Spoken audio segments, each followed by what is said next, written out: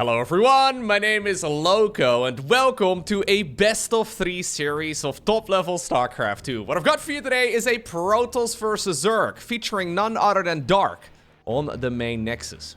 We of course have none other than Dark. I don't know why Dark is playing Protoss, he's been doing it a bunch as of late. We'll have to find out exactly how good he's going to be in this particular series with the blue Zerg drones. His opponent in the opposite corner. We're looking at Shin's main hatchery. Now, this map is called Archon.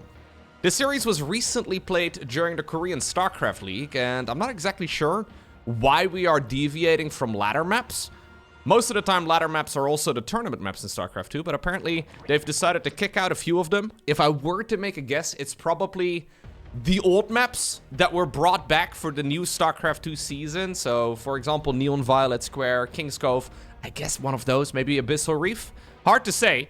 Either way, we do find ourselves in Archon. I did see this map once upon a time during the Team Liquid map contest. If I recall correctly, I liked it. It never got picked, but if I recall correctly, I liked it. And one of the big reasons why I liked it is because of the lighting. I know this is... I mean, the map layout looked pretty normal, nothing all too crazy, but I really think the lighting on Archon is one of the very best that we've ever had in StarCraft 2. Most of the maps are like dark and gloomy, or at the very least, there's like a weird color tinge. I feel like this one is clear. This one's beautiful. Anyway, I guess we'll find out together exactly how this map plays. We're gonna have a look at a pro game. This was played a few days ago, so it should give us a pretty good understanding. Now, Dark has been playing a lot of Protoss. Similar, I guess, to, for example, Raynor, whenever he goes up against, well, also actually as Clem, a lot of the top dogs lately. But apparently, rather than playing a Zerg versus Zerg, he prefers playing a Protoss versus Zerg. Problem is, Shin is one of the world's best. So, yeah, I don't think this is going to be an easy game for him whatsoever, but obviously this is Dark. We'll have to see what sort of trick he's got up his sleeve, because he likes to play funky StarCraft. And that's kind of where I lose the plot, right? So if you look at Clem's playstyle with Terran, it's all very precise. It's all very calculated. And you have the same thing as well with Raynor. Both of them play pretty clean StarCraft. I would never describe Dark's StarCraft as clean and precise. Whatever the opposites of that, yeah, of those two words, that is how I would describe Dark's playstyle. And Dark, I mean, with Protoss, you can't really get away with nearly as much.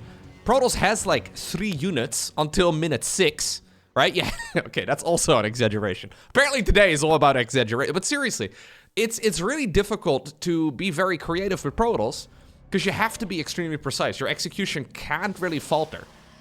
And I feel like that just doesn't really, suit Dark particularly well. I mean, if anybody at a high level with Zerg is going to hit a supply block at 36 out of 36, it would be the man right over here. And with Protoss, you really cannot get away with mistakes like that, ever. We are apparently starting off, though, with a Void Ray. We're not chronoing it.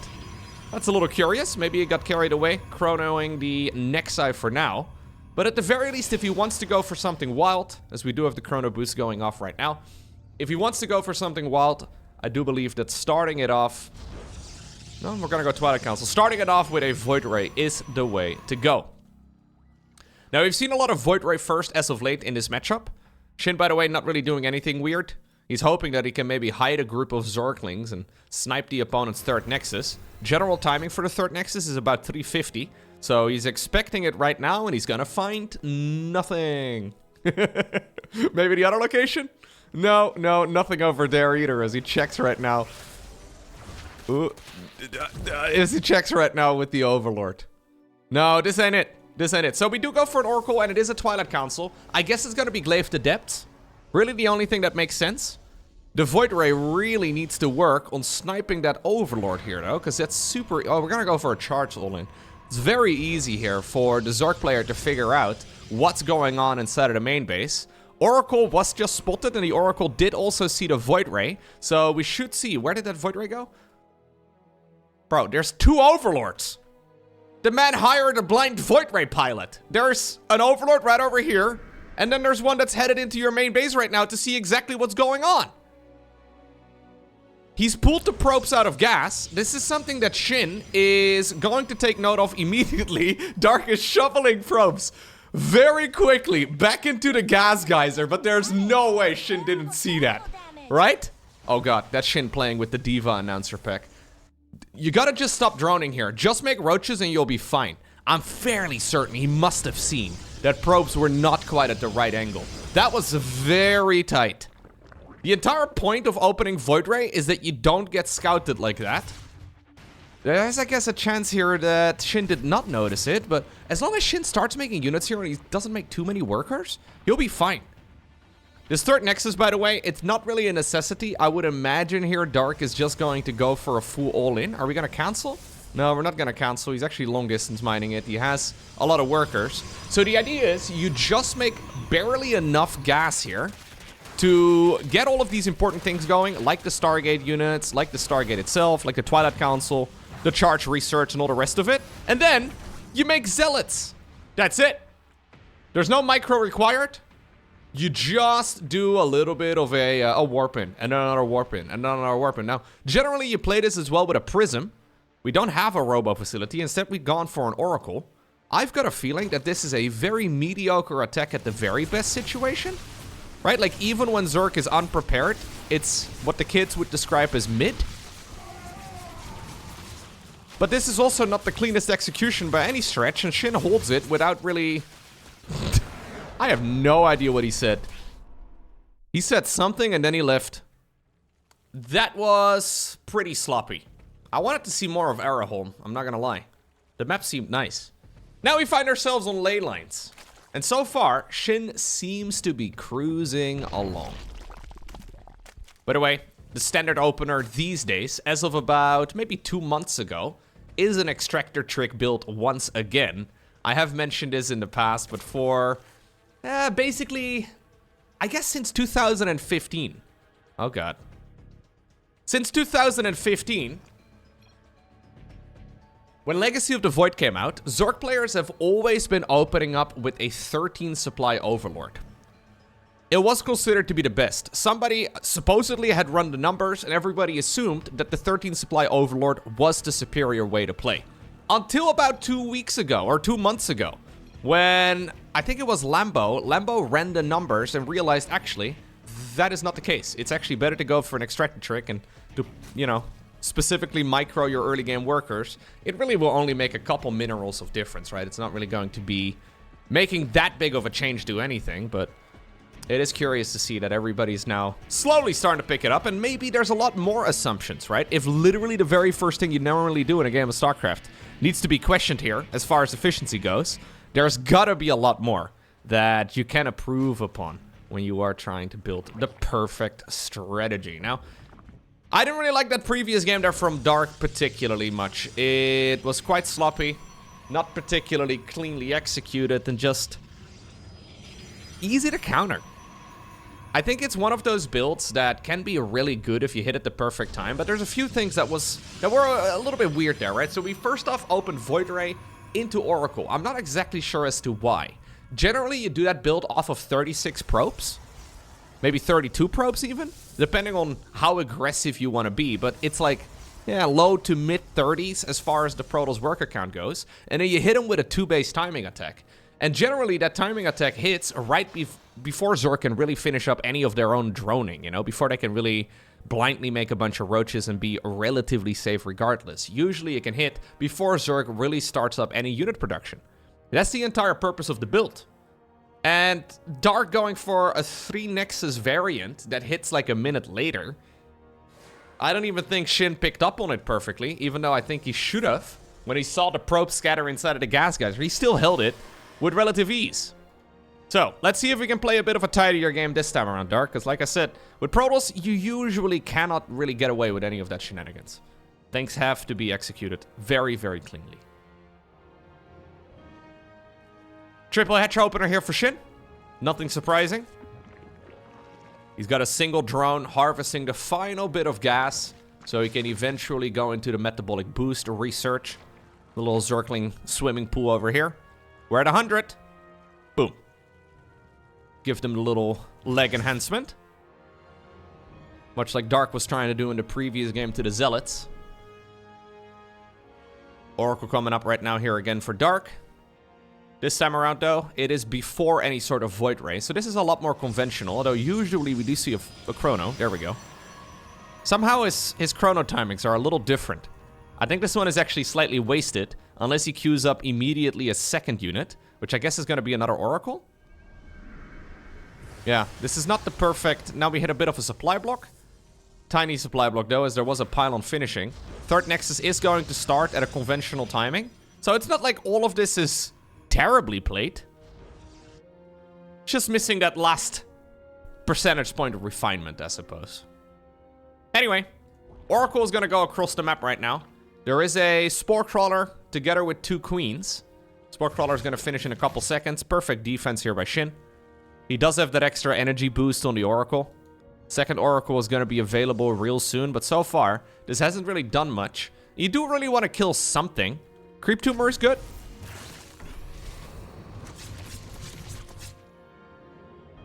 +1 melee coming up right now for Shin. I like it. I think going for a quick +1 melee when you don't really know exactly what the opponent is going to go for is a good idea. It's likely going to be another sort of all-in from Dark, if I were to make a guess. Probably not charge. I'd be just very surprised if that's going to be the case. But most of the time, this should be something... I don't know, like for example, I think Glaive the Depths in general is much better, but... For now, actually, this all looks very normal. He's going Forge together with Twilight Council.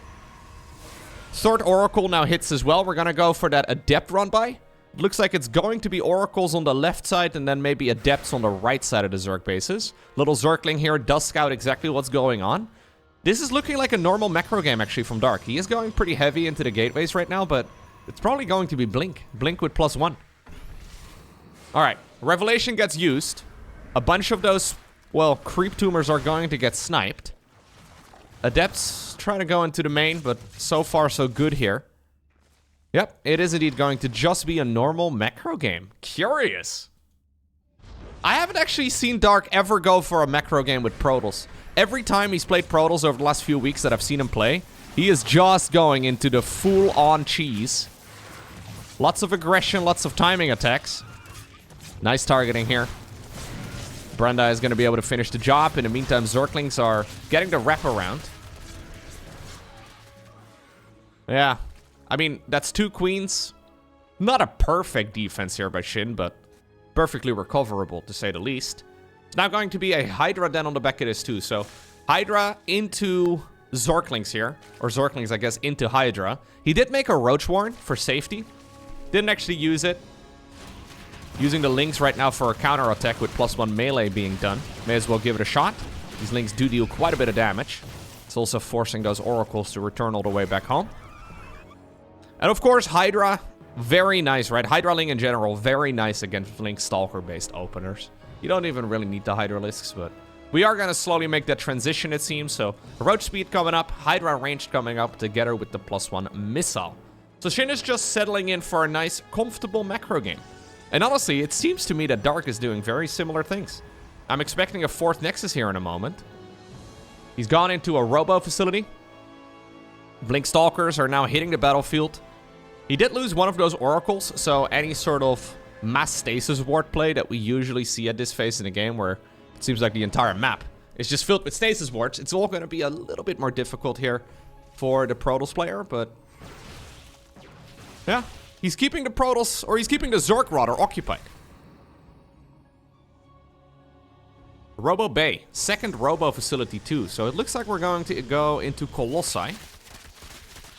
Already though, Hive coming up for Zerg together with the Lurker then. So this is going to be Hydra Lurker Viper here for Shin in the end. And I think what Shin is basically saying at this point in the game, he's just thinking, yo, you can do whatever you like. I will just absorb every attack and... it is up to you to try and deal with it. And I do believe that in the long run, Shin should be more comfortable. I say that. Protoss late game, obviously, right now has been looking very dominant across the board. Dark is likely going to head in that direction eventually. But there's a lot of moments, right? So when you put down the Fusion Core, the Fleet Beacon, and you first try to go into that Mama ship, maybe you go into a second Stargate, you go into the +1... for the flying units, there's a lot of vulnerability at that transitionary period for Protoss. 4th Nexus feels a bit late to me, but Dark did, of course, already go into the good old double Robo play now, and Those Colossi and the upgrade for it, it's not cheap. I think Dark is hoping that this is not going to be any sort of transition anytime soon. So, Colossi are going to be phenomenal against Hydra Ling. Problem is, we're already heading on over into the next weapon of choice here. Dark is, well, soon going to be facing those Lurkers. Shin is likely also to add on some Vipers momentarily, at least as soon as he sees that there are Colossi. We will see a couple of those on the production tab, I'm sure, and it's going to be real difficult to get value out of these units. I feel like the timing window for Colossi is already starting to close, and they only just now hit the battlefield. So there's maybe a giant waste of time here for Dark. But of course they can still deal some damage, and so far we don't have any Vipers yet. Now with an attack though from Zerg, I do believe that Shin is gonna find out. At least he should. Dark needs his units over here if he wants any chance at defending. Well, maybe he's gonna have to give up on this location altogether. So we do have a little Zealot run by heading on over towards the top left. Nexus indeed immediately got cancelled. And so far, the Colossi have remained hidden. We have 4 skyscrapers standing in the natural expansion, waiting for their cue. And it seems like that may just be right now. This is actually kind of scary, because Shin does not have real counter. Like, he doesn't have a real counter for it yet. He should blindly be making a few Vipers. That's usually what most of the top-level Zerg players do. Yeah, now a few Vipers are coming up. But there will be about a minute or so where these Colossi should be extremely dangerous. So if Dark wants to strike, I think he should go right now, while the iron is hot. Let's go. We don't have a Prism, sadly. He's going into double Immortal production. 4th Nexus gets remade. Templar Archives also coming up. Yeah, he's moving around the map and it's costing a lot of time. Vipers are now out. They should immediately start accumulating energy. Spire will also be finishing relatively soon. Secondary option here for Shin would be to go into a bunch of Corruptors. Oh, aggressive blink forward. I mean, that is a real aggressive blink. There's a lot more Lurkers hiding on the right side of this engagement too that Dark did not quite expect. Viper should start getting enough energy here very soon. And I think Shin is fine. Yeah. Shin is going to be okay. He's got energy now for abductions. He's contained his opponent on, once more, this cancel over here. He's contained his opponent on 3 bases. In the meantime, he's got 5 bases of his own. He's cruising. Now, this expansion is a little difficult. Those Colossi are having a grand old time shooting up towards that high ground. But as soon as the Vipers can yoink, they will go ahead and do so. Double yoink. Just like back in college. But no. Anyways, Storm coming up right now here, though. So there will be a secondary form of splash damage for Dark, but I'm not liking this too much. I think it's okay. Like, it's not bad Protoss gaming, right? Like, I'm not saying that this is poorly executed by Dark. It's just that Shin is one of the top dogs. And he's holding himself fine. Like, if the goal was to try and play survival, Dark's doing okay. But if the goal is to win, I've got a feeling he's gonna have to step it up a bit. So basically what you need to do is be better in every way. Yeah, that's good life advice in general. Whenever you make mistakes, don't do that. You're welcome. This therapy session was free. The next one, I mean, I'll email you my rates. We should be good. Brenda over here waiting in the corner with her crew. I know you guys watch me for, you know, inspiration. Yeah. Yeah. My mom always told me that participating was more important than winning, but in a game of StarCraft, participation gets you nothing. Now, I'm not saying Mama Loco was wrong. But maybe Dark shouldn't have listened. Well, nah, why would Dark be talking to my mom? That makes no sense. I don't want to think about this. Anyway, Shin's cruising right now. He gets to do whatever he likes. What he likes to do is stab his opponent in the back. Going in for a little surround right now. There are a lot of storms available, though. Nice stasis ward over here, too. I think Dark's okay. This is dangerous. Viper's a little late to the party, and rather than going for the oh, never mind. We still go abduction. We did go for Blinding Clouds first. Okay. The weather forecast is very stormy. But I think Dark's fine. I think he holds this. And you know what? It's been costly. But it's been okay. Are those lurkers? Those are lurkers. Immortals, though? Do we have an observer? We don't have an observer. Hello. You guys need to burrow on the ground every once in a while. Okay, you know what? That was okay. I'm not gonna call that great, but that was certainly not terrible. Problem here is, though, that he lost a lot of expensive units. And the resources lost, I mean, I guess gas-wise. Protoss has got a slight advantage, but that is to be expected. Problem is, Shin has been leading economically for, well, this long. At this point, though, Dark does have that 4th base up and going, and that is important. He is not really in a position here to make a transition towards the proper Skytles army yet. He can start maybe putting down a fleet beacon and sort of make the mothership. I don't think it'd be a bad idea. But Shin has been using that resource advantage of his to tech up further, and he's now going into Brute Lords. Brute Lords usually... Oh, I do like the look of that new ability on the Hydras.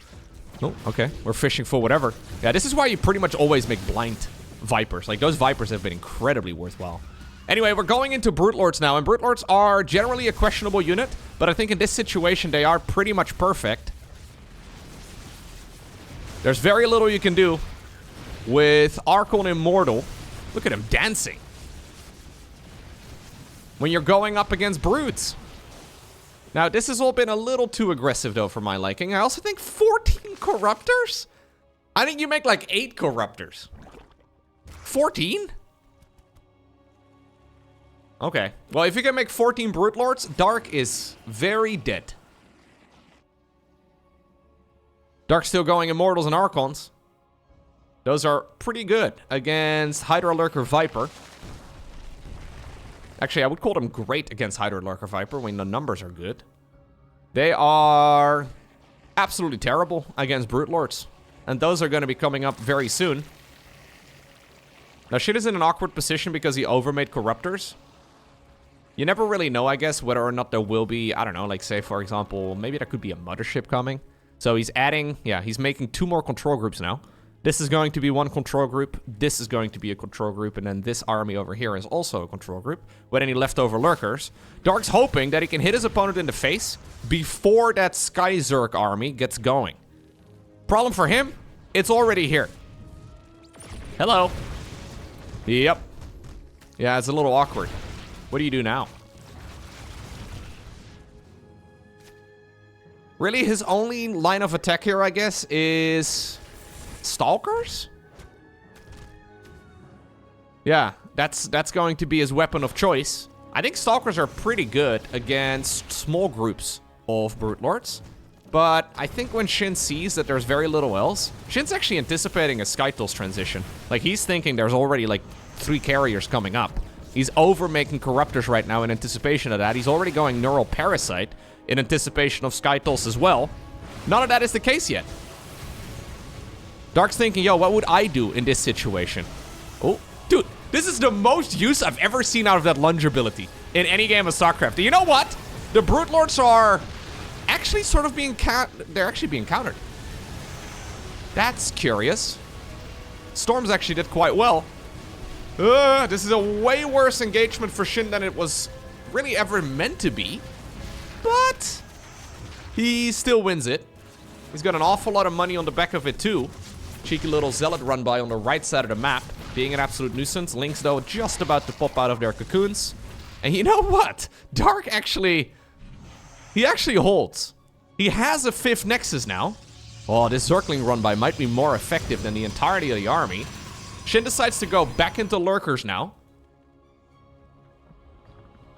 Yeah, this is mostly a desperation play. I think he was a bit concerned about a full-on counterattack. He's still anticipating Skytles. There are no flying units, Shin. Shin's like, no, I don't trust this guy. There's probably 2 Stargates cranking out carriers, and there's probably just about to be 8 suddenly out on the battlefield. This is a man who's playing in fear. Well, I would give you some wise words for that too, but like I said, the second session would be... oh my god, big Zergling run by though. That's gonna be painful. Zealots get recalled back, but I mean, these are Lynx with adrenal glands. I have an adrenal glands too, by the way. Fun fact. GG gets called. It's Shin who obtains the victory. One more? Yeah, let's do another one. So, the series we just had a look at was the semifinals for the Korean Starcraft League. This is the other semifinals. Spawning right here in the top right-hand corner, playing with the red Protoss pieces, we have none other than Hero, and his opponent, who also really wants to face off against Shin in the grand finals with the blue Terran pieces. We're looking at GuMiho's main command center. GuMigot, what are we doing? Okay, we're just taking a little SCV out on a stroll. Okay. I don't trust GuMiho when he does this sort of thing. No, see, sometimes Terran players are generous and they donate little engineering base inside of the Nexus spot on the other side of the map. Problem here for GuMiho though. Oh yeah, no, he even steals the gas geyser. Problem here for GuMiho is that he's been scouted already. Hero has seen the timing of the gas, so he knows that this is not going to be a command center first, which is a pretty terrible build anyway in this matchup. So he knows that there's something fishy out there at the very least, and that means he can play this a little bit more safely. Should be an instant cybercore for sure. We'll have to see exactly what Hero decides to do. I can imagine it'll be a gateway, or like a zealot out of the gateway here first. Yeah. Just makes a lot of sense. You don't really know what you're going up against. He hasn't bothered scouting his side of the map, and this location is quite difficult to see anyway. Reaper will be made. It's a pretty small commitment here by GuMiho though. It's not the end of the world, but he does have a second barracks right now inside of the main base. And Hero is going to have to defend. Now I like the Zealot here because you can send it across the map. Sometimes that will trigger the Reaper to go all the way back. Or I guess not back, because it never, you know, it never went there. Anyway, sometimes it will trigger it to go all the way towards the Terran's main. Stalker on the back of this too, Chrono Boost on it immediately. That does mean that he's gonna be without base defense here for a few seconds. Reaper now has free reign. One probe over here trying to sacrifice itself for the greater good. Stacks a bunch of workers into the gas geyser to make it difficult to target fire down individual ones. Zealot in the meantime, though. Yep, it's almost across the map. Stalker now. Ooh, gets it. Lovely. Good control. We do have a second Reaper. Also a second unit out of the gateway, or a third unit even out of the gateway. Second after the Cybercore is done. Zealot now just about to arrive. CC to complete the wall off here for GuMiho, but all of this is very messy. And this is all built. This is all built on that proxy, right? Like, if you get scouted early on, yeah, you're not terribly behind, but it really does complicate the game a lot more. He loses the second Reaper too. That is a disaster. We don't really have anything at home right now as GuMiho. Yeah, he's got a reactor. Oh, okay, he just decides to tap out. I don't really see what he can do. That's Stalker, and then the Adept that will come on the back of it, and there's another Stalker just about to pop out. No way you're gonna hold. Looking like a bit of a hero there in that first game of the series. Mostly because he went for the probe scout. In GuMiho's defense, it is something that Hero will skip every once in a while. Maybe he's been doing it a little bit too often against GuMiho, and GuMiho is thinking about punishing it. It's one of those scenarios where if you get spotted like that as the Terran player, you look a little silly, right? But if it works, well, you look like an absolute legend. It's one of those very tricky situations that you sometimes find yourself in. Especially from those silly commentators, you know, that praise all the dumb plays. Yeah, that call you brilliant when your opponent is the one making a mistake that lets you get away with it. Yeah, you know what? It is one of those games where I could have called GuMiho the GuMiGod if it would have worked out the way he had it intended. Well, we do have a good old probe scout once more. Double gas opener now for Gumi. So this will be a delayed command center, but he can go for a bit of a faster factory, for example, and any sort of tech that he really pleases here. We'll have to keep an eye out on exactly what the strategy is going to be. Hero, though, will just do a bit of scouting, and you will see that this time around, GuMiho has been bullied into submission.